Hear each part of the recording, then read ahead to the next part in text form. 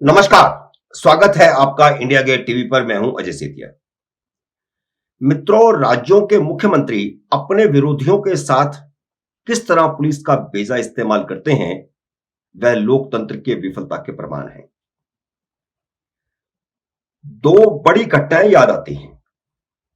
पहली 2001 की है, जब तमिलनाडु की मुख्यमंत्री जयललिता ने पूर्व मुख्यमंत्री करुणानिधि और दो केंद्रीय मंत्रियों टी.आर. बालू और मुरासोली मारन को आधी रात को गिरफ्तार करवाया था।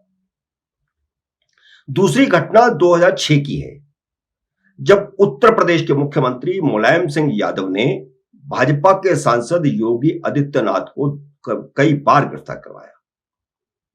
मुख्यमंत्री के इशारे पर पुलिस ने उनका इतना उत्पीड़न किया था कि संसद में अपनी व्यथा सुनाते सुनाते वह रो पड़े थे। अब फिर दो राज्यों के मुख्यमंत्री जिस तरह पुलिस का दुरुपयोग कर रहे हैं, वह लोकतंत्र के लिए चिंता का विषय है। दोनों ही मुख्यमंत्री नए हैं। दोनों का पहले किसी तरह का प्रशासनिक अनुभव नहीं है। उनकी कार्यशैली तानाशाही पूर्ण है। मैं महाराष्ट्र और पंजाब के मुख्यमंत्रियों की बात कर रहा हूं। दोनों रीजनल पार्टी के मुख्यमंत्री हैं और इससे पहले की जो मैंने दोनों घटनाएं बताई, जयललिता की और मुलायम सिंह की, वे भी रीजनल पार्टी के ही मुख्यमंत्री थे। पंजाब के मुख्यमंत्री भगवंत सिंह मान ने कुमार विश्वास के घर इसलिए पुलिस भेज दी क्योंकि वह उनके नेता अरविंद केजरीवाल के खिलाफ बयानबाजी करते रहते हैं। पंजाब के चुनावों के समय उन्होंने केजरीवाल पर खालिस्तानियों से साठगांठ का आरोप लगाया था। कुमार विश्वास आम आदमी पार्टी के संस्थापक सदस्यों में से थे। भगवंत मान को वही पार्टी में लेकर आए थे, लेकिन मतभेदों के चलते कुमार विश्वास पार्टी से बाहर हो गए थे।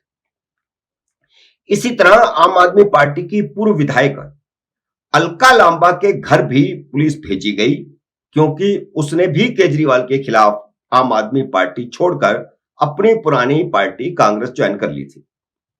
विधानसभा चुनावों के समय कांग्रेस ने उन्हें पंजाब भेजा था, जहां अपनी प्रेस कॉन्फ्रेंसों और भाषणों में वह केजरीवाल के खिलाफ बोलती रहती थी। अपने राजनीतिक विरोधियों के खिलाफ पुलिस का बेजा इस्तेमाल करने के ये दो उदाहरण साबित करते हैं कि भगवंत मान खुड़ाऊ मुख्यमंत्री हैं। वह केजरीवाल का दुमछल्ला बन गए हैं, तो उद्धव ठाकरे कांग्रेस और एनसीपी के दुमछल्ला बन गए हैं।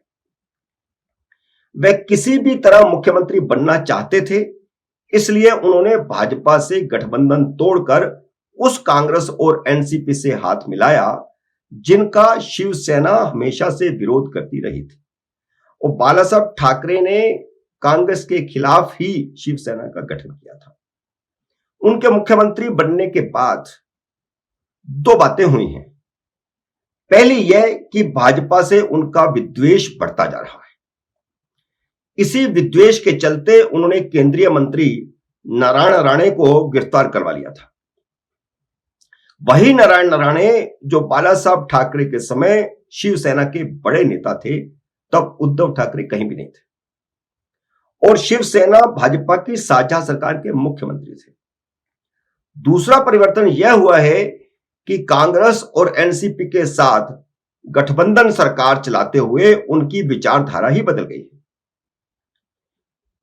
हिंदुत्व और हिंदू हितों की बात करने वाली शिवसेना अब मुस्लिम तुष्टीकरण के रास्ते पर चल पड़ी है। उनके पिता बाला साहब ठाकरे ने सड़कों पर नमाज के खिलाफ भजन कीर्तन और आरती करवाई थी, लेकिन अब जब उनके चचेरे भाई राज ठाकरे ने मस्जिदों के लाउडस्पीकरों से ऊंची आवाज होने वाली नमाज के खिलाफ हनुमान चालीसा की मुहिम चलाई है, तो सारी सरकार और शिवसेना हनुमान चालीसा रोकने में जुट गई है। जो कोई भी हनुमान चालीसा का नाम लेता है, पुलिस उसे गिरफ्तार कर रही है।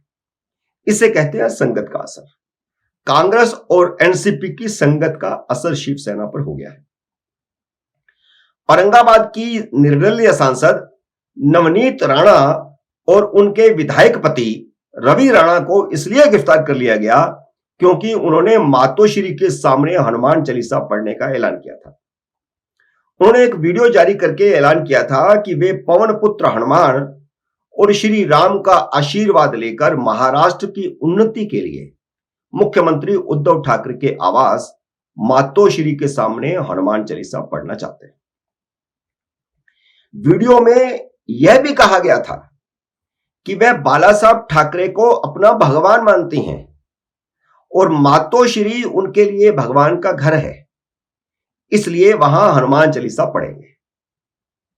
वह तारीफ कर रही हैं, बाला साहब ठाकरे की तारीफ कर रही हैं और उनको भगवान का दर्जा दे रही हैं।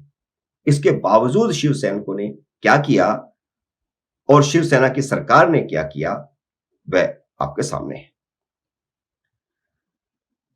ये दोनों पति पत्नी औरंगाबाद से मुंबई पहुंच गए थे कि शिवसैनिकों ने उनके मुंबई आवास का घेराव कर लिया और दिन भर नारेबाजी होती रही। शिवसैनिकों ने बैरिकेड तोड़कर उनके घर में घुसने की कोशिश की। पुलिस सिर्फ तमाशबीन बनी रही। शाम को नवनीत राणा और रवि राणा दोनों को एहसास हो गया कि वे बाहर नहीं निकल सकते क्योंकि बाहर शिव सैनिक घेराव कर रहे हैं। उनके पास कोई माध्यम नहीं है कि वह मातोश्री पहुंच सके, तो उन्होंने प्रधानमंत्री के मुंबई दौरे को आधार बनाकर हनुमान चालीसा पढ़ने का कार्यक्रम वापस ले लिया और उसका ऐलान कर दिया। लेकिन मुंबई पुलिस ने नवनीत राणा के घर पर घंटों हुड़दंग मचाने वाले शिव सैनिकों को न तो गिरफ्तार किया न वहां से हटाया। अलबत्ता शाम को जब नवनीत राणा और रवि राणा ने अपना आंदोलन वापस लेने का ऐलान कर दिया तो उसके बाद इन दोनों को पुलिस ने गिरफ्तार कर लिया। अमन चैन को खतरे के नाम पर गिरफ्तारी की गई। अब जब उनका ऐलान ही वापस हो चुका था, उसके बाद गिरफ्तारी का कोई मतलब भी नहीं रह गया था। आपको गिरफ्तारी करनी थी तो आप सुबह ही कर लेते, पहले कर लेते, लेकिन आपने सारा दिन वहां पर प्रदर्शन होने दिया, नारेबाजी होने दी। पहली बात तो यह है कि जिस अजान में दिन में 5 बार हिंदू देवी देवताओं का अपमान किया जाता है, उससे तो अमन चैन को खतरा नहीं होता, लेकिन हनुमान चालीसा से अमन चैन को खतरा होता है। यह शिवसेना को संगत का असर हुआ है। और गिरफ्तारी के बाद एक नया केस भी दोनों के खिलाफ दायर किया गया, यह कहकर कि जब उनको गिरफ्तार किया गया तो उन्होंने मुख्यमंत्री के खिलाफ अपशब्दों का इस्तेमाल किया। विरोधी नेताओं के खिलाफ बयानबाजी राजनीति का हिस्सा है।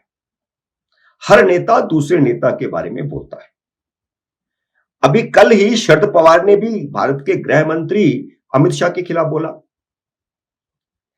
तो इस तरह ऐसे मामलों में केस दर्ज किया जाना लोकतंत्र के मूल सिद्धांत के ही खिलाफ है। शिवसेना के सांसद संजय राउत तो हर रोज किसी ना किसी नेता के खिलाफ व्यक्तिगत टिप्पणियां करते रहते हैं। पॉलिटिकल बयानबाजी तो छोड़िए, व्यक्तिगत टिप्पणियां करते हैं, तो उनके खिलाफ तो दिन में 10 केस दर्ज होने चाहिए। बात यहीं पर खत्म नहीं होती। अपने आका के इशारे पर पुलिस किस तरह काम कर रही है, इसका दूसरा उदाहरण यह है कि भाजपा के वरिष्ठ नेता किरीट सोमैया जब नवनीत राणा और रवि राणा से मुलाकात करके खार पुलिस स्टेशन से बाहर निकल रहे थे, तो पुलिस स्टेशन के परिसर में खड़ी शिव सैनिकों की भीड़ ने उनकी कार पर जूते, बोतलें और पत्थर फेंके। कार के दरवाजे का शीशा टूट गया, जिसका एक टुकड़ा किरीट सोमैया के चेहरे पर भी लगा है और खून निकला है। हैरानी यह है कि खार पुलिस स्टेशन परिसर के अंदर 50 पुलिस कर्मियों की मौजूदगी में शिव सैनिकों ने उन पर पत्थर फेंके। उससे एक दिन पहले शुक्रवार को बीजेपी नेता मोहित कंबोज की गाड़ी पर भी शिव सैनिकों ने पथराव किया था। आप अंदाज लगाइए कि कश्मीर के आतंकवादियों की ओर से सेना और हिंदुओं की शोभा यात्राओं पर मस्जिदों से फेंके जाने वाले पत्थर अब शिव सैनिकों के हाथ में आ गए। मित्रों, उम्मीद है मेरा यह वीडियो आपको पसंद आया होगा। इसे लाइक करिए, शेयर करिए और अगर आपने मेरे YouTube चैनल को सब्सक्राइब नहीं किया तो इसे सब्सक्राइब कीजिए, घंटी का बटन भी दबाइए ताकि जैसे ही मेरा नया वीडियो आए आपको सूचना आए। मेरे नए वीडियो का करिए इंतजार। तब तक नमस्कार।